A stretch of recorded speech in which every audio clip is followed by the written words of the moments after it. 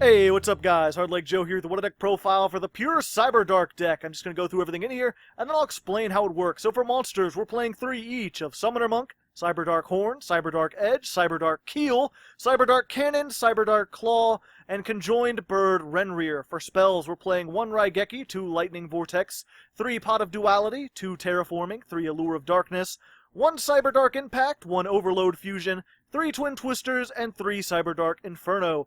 Our extra deck, we've got some fusions, 1 5-headed dragon, 1 Cyber Darkness dragon, 2 Cyber Dark dragon, and 3 Elder Entity Intis. And then for Ixies, we're playing Utopia the Lightning, Utopia Prime, Utopia, Master Key Beetle, Ragna Zero, Castel, the Phantom Knights of Breaksword, and Super Quantum Mecha Beast Grampulse. The side deck, I'll go over in a moment.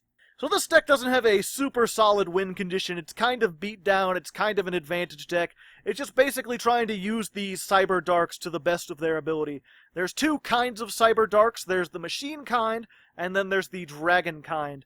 The 2 Dragon types have similar effects. You can discard them to either add a Cyber Dark Spell Trap from your deck to your hand, or a Cyber Dark Monster from your deck to your hand. And then also, while they're equipped to a monster, if that monster battles during damage calculation, you can either send 1 monster from your extra deck to the graveyard, or send 1 monster from your deck to the graveyard. These equip effects are important because the other 3 Cyberdark monsters all share this common effect, that when this card is normal summoned, you can select 1 level 3 or lower dragon-type monster in your graveyard, and equip it to this card. Also, if this card would be destroyed by battle, you can destroy the equipped monster instead. So generally what you're going to do is discard 1 of these to either grab a spell trap or a monster, normal summon 1 of these, and then equip them, and that'll bring them up to 2400 attack, and then when you attack, you can either send something from your deck or your extra deck to the graveyard. In addition, each of the Cyberdark machines also have an effect of their own. Cyberdark Horn does piercing damage, Cyberdark Edge can attack directly, but it does half damage, so you'll do 1200, and Cyberdark Keel, if it destroys a monster by battle, it inflicts 300 damage to your opponent. None of these effects are all that good. Probably Edge is the most important because it will allow you to attack directly and get your equip card effects. Even if you do have to crash into your opponent monster, again, if this would be destroyed, the equipped monster is destroyed instead.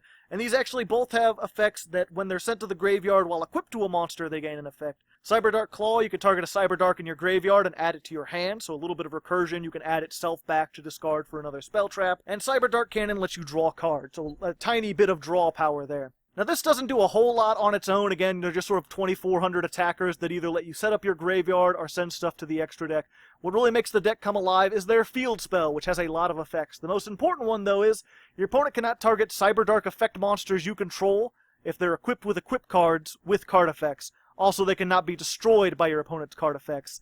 So this makes all of these untargetable and undestroyable. They can only destroy them by battle or non-targeting destruction. And of course, if they destroy it by battle, you're either drawing a card or adding something back to your hand. And you get to use their effects, either set up the graveyard or again from the extra deck.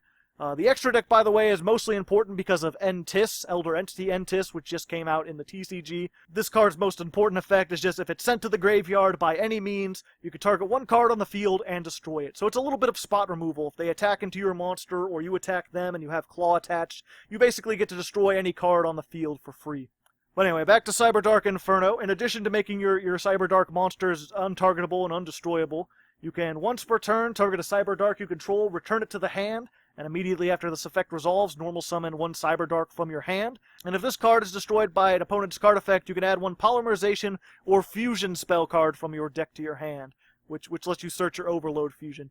That middle effect can be kind of good in a couple different ways. First of all, if you normal summon one of your Cyberdarks and they negate its effect with something like Forbidden Chalice or Breakthrough Skill or something, you can just return it to the hand and normal summon it again, so you dodge out of removal like that.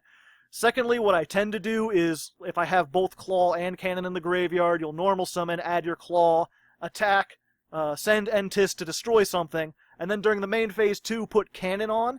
That way, if they attack into you, you're drawing a card. Probably the only other Cyberdark specific card in here that you need to worry about is Cyber Darkness Dragon and Cyber Dark Dragon. Cyberdark Dragon, you need Horn, Cyberdark Edge, and Cyberdark Keel.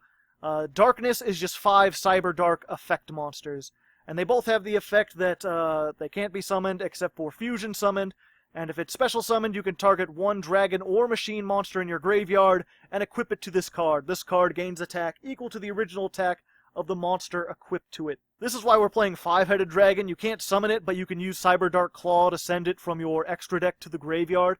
And that way, if you do manage to summon these two out, you can equip it with 5-headed dragon and either get 7,000 or 6,000 attack, respectively.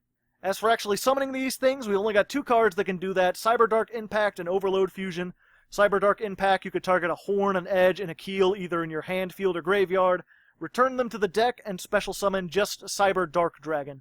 So it gets the weaker of the two monsters, but you only need those three and you can return them from anywhere. Overload Fusion, you can banish from your side of the field or the graveyard the fusion material monsters listed on a Dark Machine type fusion and special summon it.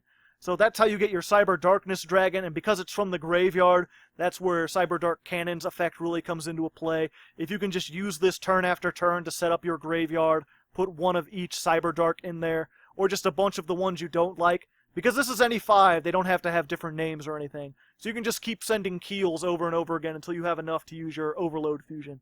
Cyberdark Impact, because it's a Cyberdark spell trap, you can search it with Claw, and this is searchable if your field spell gets destroyed. Everything else in this deck is just sort of like a tech card. You don't necessarily have to play it, they can just be useful. Conjoined Bird Renrir is an interesting, I don't think it's out yet at the time of this recording, but it'll be out next month, I believe. This is a Union monster. You can, once per turn, target a monster and equip it to this card or unequip it. A monster equipped with this card can make a second attack during each battle phase, and its original attack becomes 1,000. Also, if the monster would be destroyed by battle or card effect, you can destroy this instead. This is pretty neat because it's a Dark Dragon level 3, so it works with all the Cyberdark monsters. Because it boosts their original attack up to 1,000, and then you add on the attack, they go up to 25. So you get a 2,500 beater that can attack twice, which if they have an open field, that can be pretty good to get like 5,000 attack on, or if they've swarmed the field. And again, because you can use the field spell to sort of reset your equip cards, you can normal summon, equip this, and then during the main phase 2, return it, and add one of these other Cyberdarks onto it that'll maybe give you a little bit more advantage generation. And then the other monster is just Summoner Monk. You can discard a spell card to special summon a level 4 monster out of your deck. That monster can't attack this turn. That's not really important. Basically, we just use this because we're playing a whole bunch of spells, and some of them can be redundant. Sometimes you'll have extra terraformings or twin twisters that aren't being useful. So you can use this to get a level 4, and then we've got the rank 4 toolbox in here. You can play anything you want in there, whatever rank 4s. This is also good in niche situations if you have the field spell. You can use Summoner Monk to get one of your Cyberdarks out, return it to the hand with the field spell, and then normal summon it so that it gets its effect. So it's a little bit of search power for the Cyberdarks. Other than that, we're playing Terraforming to get our field spell. We're playing Allure of Darkness because we have all dark monsters, and because we have 3 copies of all of them, banishing one of any particular one isn't that bad. Pot of Duality because this deck doesn't really need to special summon. Most of the time you're just normal summoning, equipping, and then basically protecting the castle with that. And then Twin Twisters and Lightning Vortex for discard fodder, because you need to get these and Renrir into the graveyard, and often you have Summoner Monks that you can't use, or just other monsters. You want a lot of cards in the graveyard for either fusion summoning or using their effects. So I went with these two. Good field clearing, you can discard Renrir and then attack twice. Raigeki I basically just put in with its Lightning Vortex that you don't have to discard for. And that pretty much does it for the deck. It's a pretty simple deck, pretty linear, and it does alright. It's pretty good, especially in a casual setting. Not so much against the meta necessarily, although it has a pretty good Paleozoic matchup, since they can't target your things. All that's left is the side deck then. This is probably what I would actually run in the side deck, or at least suggest for it. Karma Cut, this can be pretty good instead of your Twin Twisters or instead of your Lightning Vortex. If they don't have spell traps, if they don't have things that can be destroyed, this can just discard a card, target a monster your opponent controls, banish it, and all cards with the same name. So just a pretty good option instead of those that still let you discard a card. Armageddon Knight can be a good replacement for Summoner Monk if you can't special summon or don't want to special summon. It just lets you send a dark monster from your deck to the graveyard, so sets up your plays at the cost of your normal summon. You could go a more Fusion Turbo if you want to get out these two. I wouldn't necessarily recommend it, but you can. Just more Overload Fusions, more Cyberdark Impacts. It's searchable. Also got Dragon's Mirror, just in case you want to summon 5-headed dragon. It's just any 5 dragon-type monsters, so if you get 5 of these in the graveyard and you can't really use them anymore for whatever reason, it can be good. Wouldn't really recommend it, but a lot of people recommended it to me.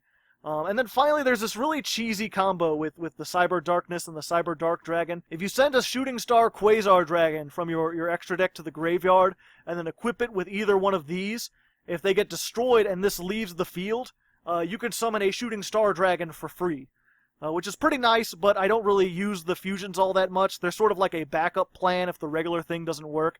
But if you're going for a more fusion turbo, this could be a really cheesy combo. Just again, to get a free Shooting Star Dragon. And the 4,000 attack you gain is still pretty nice. Speaking of these do have other effects I didn't mention. I don't think I ever use them. This is when your opponent activates a card effect. You can send one equipped card to this card to the graveyard to negate the activation and destroy this card. Which again, there's some negation, but then you're losing the only equipped card you have, so you're down to 2,000 attack. Might work again if you equip Quasar, then you get a Shooting Star Dragon out of it, but that's kind of far-fetched combo. Cyber Darkness Dragon just gains 100 attack for every monster card in your graveyard. So a little bit extra attack in addition to 1,000. Normally not a whole bunch. But there you go, there's your deck for this week. I should mention this was a Patreon quest. I don't know how I forgot that, but it's a Patreon request from Ryan Smith, very, very nice guy. So thank him for that. Next week, no idea what I'm doing. Until then, good luck and have fun.